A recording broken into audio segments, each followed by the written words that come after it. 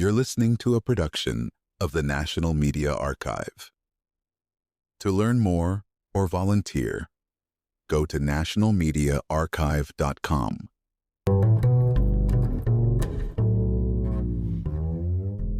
Lying silent in the middle of a vast plain in modern-day Iran stands a forgotten city. 2,500 years ago, it was known as the richest place under the sun, Persepolis, the capital of the largest empire the world had ever seen. And for over 2 millennia after its destruction, it was mostly ignored. The people who built it, the Persians, erased from the headlines of history. Even now, the Persian Empire remains something of a mystery. Unlike the Greeks, the Romans, or the Egyptians, it never got the same treatment in the history books. But the clues are there. Through archaeology, ancient texts, and the work of modern historians, the picture is finally coming together. And it all starts with Persepolis, the beating heart of a forgotten superpower. For decades, travel to Iran was nearly impossible.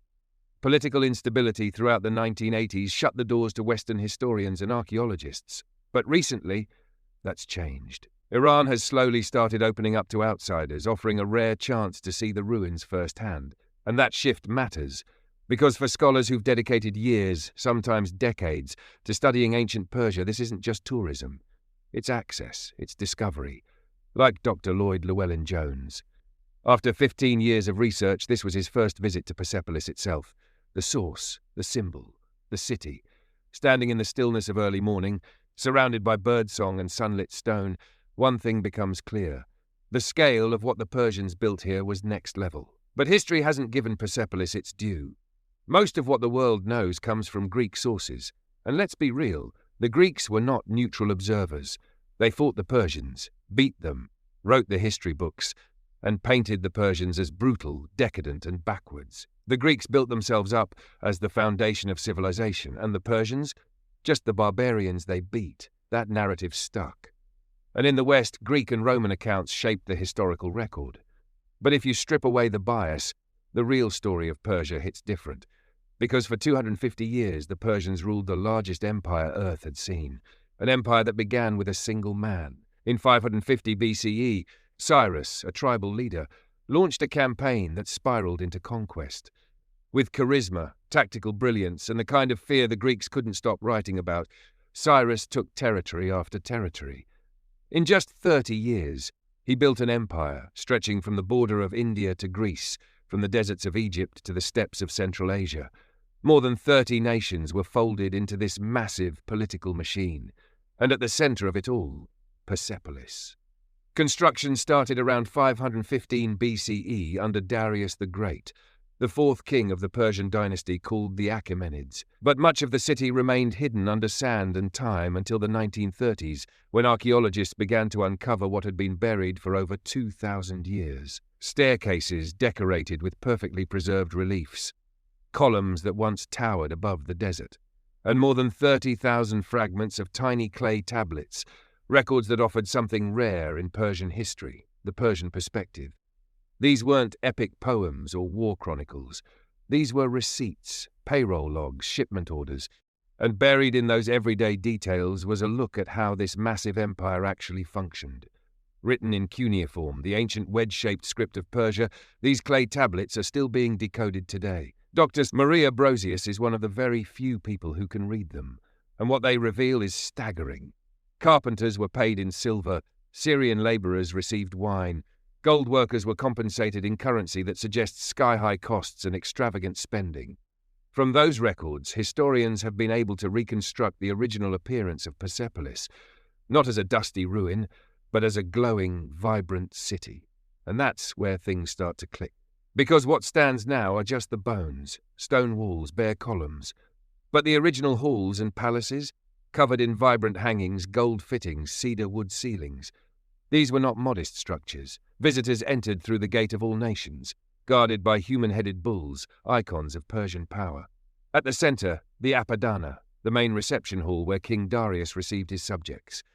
Today, just 10 columns remain.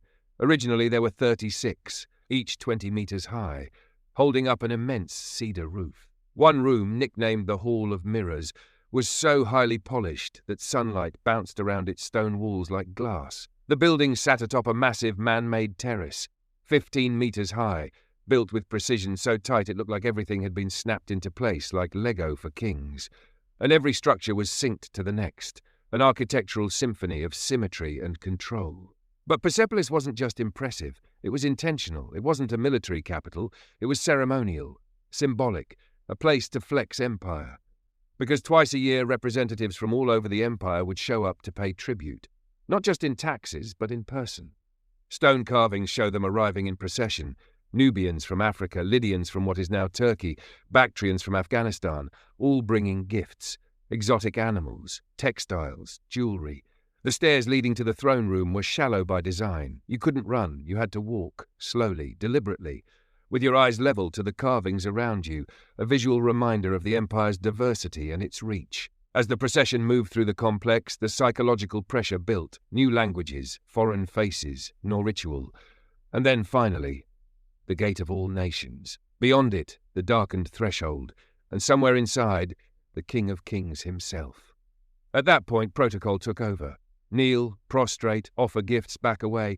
15 minutes of political theatre that confirmed one thing. Persia ruled the world. Gift-giving at Persepolis wasn't just about tribute. It was about control, a performance of loyalty. But the Persians didn't rely on ceremony alone. They knew power needed backup plans. Sometimes it came in the form of force. About 300 miles northwest of Persepolis, the reliefs at Bizatin tell a different story, one with fewer handshakes and a lot more warning signs. Carved high into a cliff face, King Darius is shown towering over prisoners, foot-crushing one of them, their limbs tied, expressions grim. This was not subtle. This was public messaging, etched in rock. Translation: obey, or end up like these guys. The Greeks, as usual, had plenty to say. They described Persian kings as ruthless, cutting off prisoners' limbs, noses, and worse. But here's where the story swerves again. Back in Persepolis, the reliefs show no violence, no war scenes, no enemies being skewered. Instead, what's carved into the walls are images of peace. Figures standing side by side, placing hands on shoulders, walking together in unity. No swords drawn, no blood spilled. Persian inscriptions reinforce this image. They speak of justice, prosperity, and peace, not conquest. Subjects were allowed to keep their religions, customs, and cultures as long as taxes were paid and loyalty held. And this wasn't just royal spin. Independent sources back it up. The Book of Ezra, part of the Hebrew Bible, describes Persian kings allowing Jewish exiles to return home and rebuild their temple. That kind of tolerance was rare in the ancient world. Usually empires showed up, knocked things down, and rebuilt them in their own image. Not Persia. If you followed the rules and paid your dues, you could keep your language, your gods, and your way of life. But don't mistake tolerance for softness. This was still an empire, and empires need infrastructure. 50 miles from Persepolis, carved right into the hillside, runs an ancient road.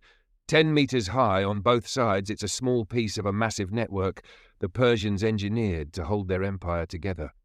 Because when your territory stretches 4,000 kilometers east to west, communication matters. That's where the roads came in. One road stretched all the way from Persepolis to Susa and then to Ephesus on the Mediterranean, over 1,500 miles. Other routes reached into India, Egypt, and Central Asia. And the real flex? The Persian courier system. The Greek historian Herodotus, no fan of the Persians, still gave them props here. He said no mortal thing travelled faster than a Persian messenger. Here's how it worked. At staging posts across the empire, messengers would switch horses without stopping. Ride 20 miles, swap horses, keep going. It was ancient Amazon Prime, and it wasn't just for messengers. The roads were patrolled by soldiers, making them safe for traders, officials, and travellers. This was the first time in history that someone could move across such a massive landmass without being robbed, attacked, or killed. From Persepolis, the Persian kings managed it all. Roads, tribute, ceremony, military, diplomacy. But they also wanted to create something more than a functioning empire. They wanted paradise, literally. Cyrus the Great, the empire's founder, built his palace at Pasargadae, and around it he planted the earliest known formal gardens in the world. Channels for water ran through the grounds. The gardens were symmetrical, irrigated, and designed not just for beauty, but for symbolism. In the middle of the desert, life grew. The word used for these gardens, paradiso. It's where we get the word paradise. And for the Persians, it wasn't just about aesthetics. It was about control. In a landscape of heat and dust, making water flow and trees grow was proof of power. These weren't hobby plots, they were political statements. The clay tablets from Persepolis list the seedlings imported from across the empire: olives, mulberries, dates, and more. Each plant represented a piece of the empire. Together the gardens told a story of reach, of beauty, of rule. And it didn't stop at landscaping. The Persians were still nomadic at heart. Even with grand cities like Persepolis, they didn't ditch the tent life. During hot summers, they moved into the mountains. Winters were spent on the plains. To the Greeks, this made them weak. Hot and moist, they said. Like women. Yeah, that was the actual logic. The Greeks believed real men stayed in one place and sweated it out. Persians, they just moved to cooler places, obviously unmanly. But nomadic life was part of the Persian identity. And their tents weren't just for survival. They were cultural hubs. Inside, families cooked, raised animals, and wove rugs. Fine textiles, handmade, dyed, and detailed, were everywhere. That tradition continues in Iran today. Walk into a bazaar in Shiraz, and the scene is almost timeless. Vibrant colors, rich fabrics, intricate designs, turquoises, purples, deep reds, ancient Persian taste still alive. In the ancient world, textiles were more than fashion. They were status, power. Walls weren't painted, they were draped. Floors weren't bare, they were covered. Even thrones sat on layers of cloth. Luxury wasn't optional, it was policy. And that purple velvet? Yeah, that color was royal code. The dye was hard to produce and expensive to make. Purple meant power, always has. Every thread in Persepolis spoke the same message. We run the world, and we look good doing it. 2,500 years ago, the Persian Empire wasn't just the biggest in the world, it was also the best dressed. Luxury wasn't a byproduct of wealth, it was a strategy. Every cushion, every curtain, every embroidered robe was there to send a message: the King of Kings doesn't do basic. Persian palaces weren't just royal digs, they were propaganda, woven and carved into every surface. But not everyone was impressed. The Greeks, obsessed with their own superiority, had a full-on identity crisis when it came to Persia. To them, this kind of extravagance was a moral failure. Drinking from gold cups, velvet everywhere, gardens in the desert, soft. And nothing summed up Persian decadence more than the feast. Greek writers, especially Herodotus, couldn't stop talking about Persian feasting. Not just the food, the drinking, the rituals, the excess. Wine flowed freely, but there were rules. Herodotus noted that vomiting or urinating in front of others was forbidden. Apparently, even indulgence had etiquette. But here's the twist. Persians didn't drink just to get drunk. They used it as a kind of honesty test. After enough wine, the truth would slip out. People said what they really thought. Then everyone sobered up, came back the next day and decided whether those ideas still held water. Feasting was about more than food. It was political, a form of communal bonding. Eat together, talk together, rule together. But to Greek eyes, it just looked like corruption in a golden goblet. Alexander the Great, he took those critiques personally. He saw Persia's culture of luxury as a threat to Greek virtue. In 334 BCE, Alexander launched a campaign to destroy the empire that had dominated for 250 years. His first major clash with Persia came at Issus, in modern-day Turkey. Despite being heavily outnumbered, Alexander's army crushed the Persian forces under King Darius III. How? Different playbook. The Persians used chariots, solid on open plains but not in the tighter battle tactics used by Alexander's Macedonians. Surprise attacks, aggressive formations. Over the next 2 years, Alexander ripped through Persian territory. One city after another fell. By 331 BCE, he reached Persepolis. There was no battle. The Persian army was broken. Darius III was dead. Persepolis, the ceremonial heart of the empire, was left wide open. Alexander marched in unopposed. He knew exactly what the city stood for, and he hated every inch of it. To him and his followers, Persepolis wasn't just a city. It was everything they despised. Decadence, softness, luxury. So they burned it. But not right away. First, they partied. The story, told by several Greek sources, goes like this.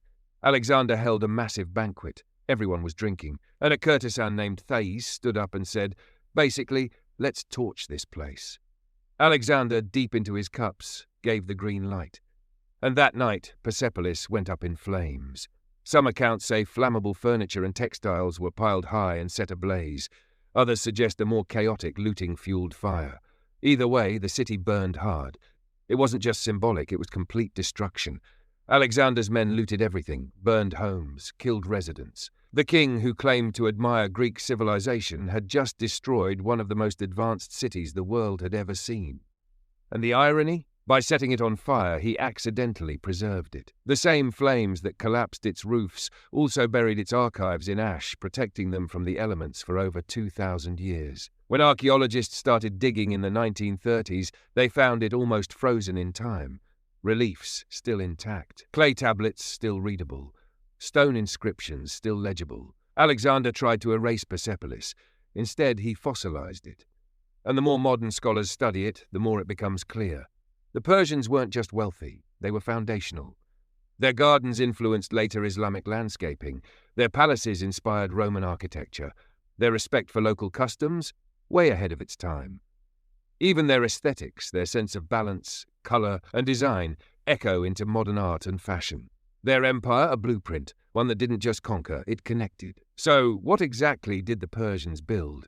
And how did they pull off something so massive for so long? This wasn't a short-lived empire that flared and burned out. It lasted over 250 years. That's stability. And stability doesn't happen by accident. First, the Persians mastered the idea of scale. This was the first global empire. Not just a kingdom, not just a dynasty. A machine that stretched from India to the Mediterranean, from the Caucasus Mountains to the Persian Gulf. Over 30 distinct cultures, multiple religions, dozens of languages. And yet somehow it worked. They didn't flatten those differences, they used them. Each region sent tribute, but kept its own laws, gods, festivals, and fashion. The Persian kings didn't force a single religion, they didn't erase local traditions. Instead, they built a system that ran on tolerance, but powered by precision. That's what the tablets at Persepolis show. They weren't just receipts, they were the bones of the bureaucracy. Worker wages, supply lists, project costs, food rations. And it wasn't chaos, it was logged, filed, indexed. A working economy managed across thousands of miles without email, without banks, without phones. How? Infrastructure. Not just roads, but administrative centres, staging posts and coded systems of communication. Couriers on horseback, scrolls marked with royal stamps. Even the Persians' concept of time management was advanced. Workers were tracked across projects, inventories were recorded and updated. Tribute schedules were enforced. The empire was decentralized, but unified. And at the top of the hierarchy sat the King of Kings. Not just a ruler, but a living symbol of the empire's order. Everything about Persepolis was built to reflect that order, from the grand staircase with its shallow steps to the cedarwood panelled ceilings that gave the entire complex a constant scent of royal power. From the layout of tribute reliefs to the roots carved into the landscape, even the famed Apadana, where kings met with their subjects, was more than an audience hall. It was a stage where empire played out, ritual by ritual. And then there were the gardens, not just status symbols but political tools, planted in impossible places, watered by engineered channels, populated by trees from every corner of the empire. They were living maps of Persian control. This wasn't just wealth, it was demonstration, a curated experience of Persian strength, balance and dominance. And it worked.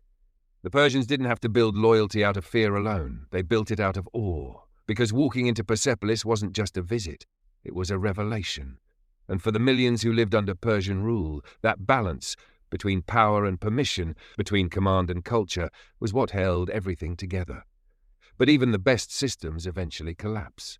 In the case of Persia, it took one man.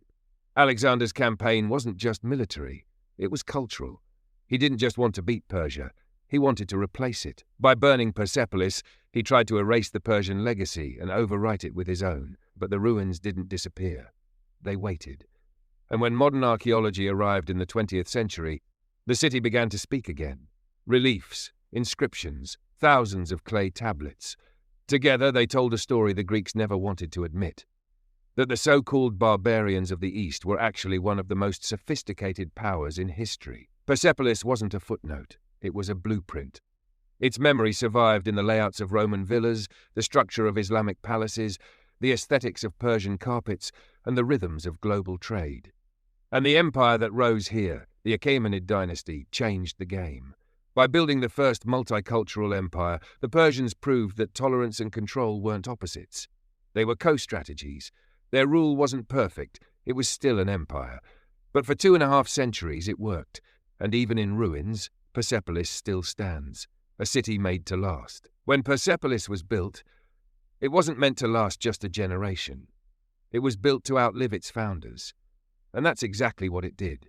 Even after Alexander burned it to the ground, the ideas it embodied didn't disappear. They just moved into the architecture of future empires, into the gardens of Islamic dynasties, into the textiles, rituals, and administrative systems of rulers from Rome to the Mughal Empire. The Persians didn't just set a cultural standard. They engineered a formula. Take their gardens. The Greeks never understood the symbolism. To them, gardens were luxury items. But to the Persians, they were cosmic order rendered in plants and water. The layout, a 4-part symmetry divided by water channels, wasn't just pleasing. It mirrored the Zoroastrian concept of paradise. That garden design, called a Chahar Bagh, would later shape Islamic garden architecture, show up in Mughal India, and eventually influence Western designs too. And textiles? The Persians made them political. Fine cloth wasn't just for fashion. It was how spaces were transformed. Palaces became immersive environments, walls, floors, and ceilings covered in woven color. Textiles carried patterns that told stories, claimed status, and defined what royalty looked like. Even today, Persian carpet design is a global aesthetic, but the real legacy, the one that changed everything, was political. Persia was the first superpower to figure out how to govern difference. It didn't try to erase local customs, it absorbed them. Languages weren't banned, they were translated. Local gods weren't destroyed, they were tolerated. The Persian kings didn't demand worship, they demanded tribute and loyalty. What came after that? Up to you. That model would shape how future empires, from the Romans to the Ottomans, managed their diversity. And while Greek philosophers accused Persia of being soft, they also couldn't stop copying them. Clothing styles, palace design, court rituals, even administrative reforms. The Greeks took what they mocked and made it their own. Eventually, Rome would do the same. Because once an idea is out in the world, fire can't stop it. Alexander may have burned Persepolis, but he couldn't burn what it represented. That's why the ruins still matter. They're not just stones, they're evidence of what the Persians built, of how they ruled, of the sophistication buried under centuries of bias and erasure. And today, as researchers decode more tablets and dig deeper into the architecture and design, the picture only sharpens. This wasn't a sideline civilization. This was a first-rate power, one that deserves to be recognized as one of the greats. Not in comparison to the Greeks or the Romans, but on its own terms. Because while the West was writing about reason and democracy, Persia was building infrastructure and diplomacy. And while Athens was busy fighting Sparta, Persia was holding together a continent, not with brute force alone, but with engineering, tolerance, and an absolutely unmatched sense of imperial flex, the kind that could line a desert palace with gold and call it governance. The fall of Persepolis wasn't the end of Persia, but it was the end of an era. When Alexander torched the city in 330 BCE, it wasn't just the capital that burned, it was the heart of an empire that had rewritten the rules. The Achaemenids were done, but the Persian legacy wasn't going anywhere. Future dynasties, like the Parthians, the Sassanids, and the Safavids, would all claim connection to what came before. And they didn't just inherit the land, they inherited the playbook, ceremonial architecture, monumental gardens, decentralized rule, religious tolerance. These weren't just ideas, they were strategies, field-tested at scale. Even the Persians' relationship with power was innovative. Most kings ruled by divine right. But Achaemenid kings styled themselves not as gods, but as chosen by Ahura Mazda, the supreme deity of Zoroastrianism. That mattered, because instead of claiming to be gods, they claimed to serve them. It created a moral contract. The king had to rule justly, or risk divine rejection. That meant Persian kings had to present themselves as protectors, not just conquerors. In royal inscriptions, Darius and his successors constantly referenced truth, justice, and peace, not just victory. They branded themselves as order in a chaotic world, and that branding worked. It echoed in how they were remembered by subject peoples. Unlike many empires that were hated by those they conquered, Persia often earned respect, sometimes even gratitude. The Jewish people, for example, praised Cyrus the Great for allowing them to return from exile and rebuild their temple in Jerusalem. That level of benevolence? Practically unheard of in the ancient world. So what went wrong? How does a superpower like that lose it all in a single generation? Simple answer: succession. The last Achaemenid king, Darius the Great, was weak. He couldn't hold the military together, couldn't rally the provinces, and when Alexander invaded, Darius crumbled. Alexander's forces weren't just better trained. They were led by a man obsessed with legacy. He didn't just want to defeat Persia, he wanted to replace it. But even in victory, Alexander couldn't erase what Persia had built. He tried to fuse Greek and Persian cultures, marrying a Persian princess, adopting Persian dress, even bringing Persian advisors into his court. But his followers hated it. They saw Persia as the enemy, not a model. And after Alexander's death, his empire splintered. His dream of a blended Greco-Persian civilization? Gone. But Persia didn't disappear. It adapted. New dynasties rose, the language evolved, religions changed, borders shifted, but the foundations, built by the Achaemenids, stayed buried just under the surface, waiting. And when 20th century archaeologists finally dug deep enough, they found not just ruins, but receipts, proof. Proof that the Persians weren't just mythologized players in someone else's story. They were authors of their own. And the script they wrote, of empire, order, tolerance, and spectacle, shaped every global power that came after. Today, Persepolis is a ruin. Quiet, sun-bleached, mostly stone. But back then, it was alive. Cedar-scented halls, gold fittings, coloured textiles, voices in dozens of languages. It was designed not just to impress, but to overwhelm. Everything about Persepolis was psychological architecture. You didn't just visit it, you submitted to it. And for the people of the empire, those walking up those shallow stairs with tribute in hand, that was the point. This wasn't war. It was performance. And what makes it hit even harder? The contrast. Greece gave the world philosophy. Rome gave it law. But Persia gave it something subtler, a vision of imperial power rooted in accommodation, not annihilation. That's what the Greeks never got. To them, anything that wasn't Greek was inferior, barbaric, soft. So when Alexander's men set Persepolis on fire, they thought they were erasing weakness. But what they actually destroyed was one of the most advanced, multi-ethnic civilizations the world had ever seen. And that destruction wasn't victory, it was vandalism. Because what Persepolis stood for wasn't decadence, it was structure, balance, control. It was the physical embodiment of an idea, that an empire could be diverse, yet unified. That rule didn't have to mean erasure, that control could coexist with complexity. The Persians built the first system capable of managing global scale before the concept of globalization even existed, and the proof is in the details. Roads that moved information faster than anyone thought possible. Gardens that tamed nature as a show of political dominance. Clothing that wasn't just worn but spoken, every stitch a statement. Stone reliefs that said more with silence than most books say in 400 pages. A hall designed for 10,000 people, where the architecture made you walk slow and feel small. That's not just design, that's psychological engineering, 2,500 years before the term existed. And when all of that burned, it didn't disappear.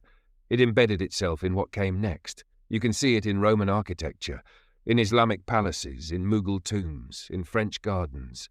Persia never stopped influencing the world. It just stopped getting credit. But the ruins still stand, and the clay tablets still speak.